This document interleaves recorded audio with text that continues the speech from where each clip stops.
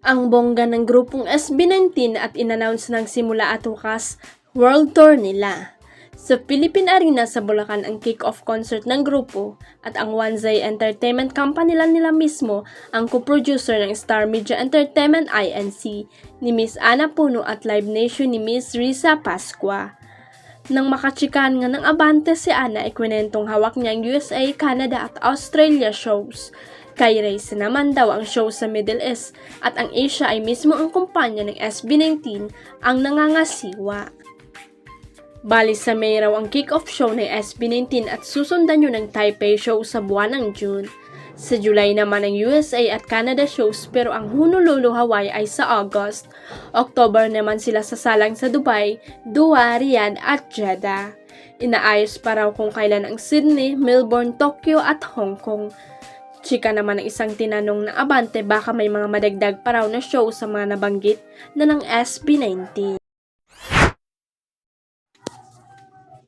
Naloka si Mayor Vico Soto sa matandang babae na nang intriga sa kanya nalililing siya sa anak ni Aga Mulak na si Atasha Mulak. Sa isang video na kumalat na sa sasakyan ng anak ni Bossing Vic Soto habang may matandang nakipag-usap sa kanya sa bintana.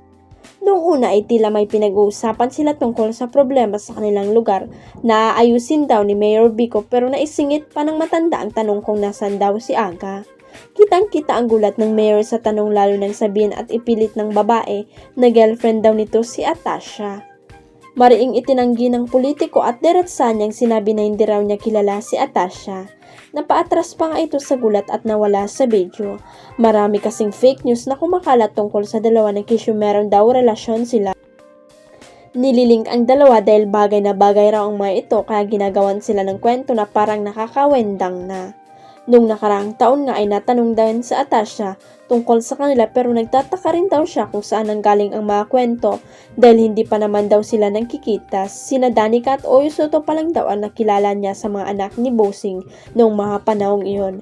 Ang dami nga ring videos na kumakalat sa YouTube na nag-iimbento ng mga balita na pinaniniwalaan lalo na ng mga tatanda na pinagkakakitaan ng mga content creator kuno.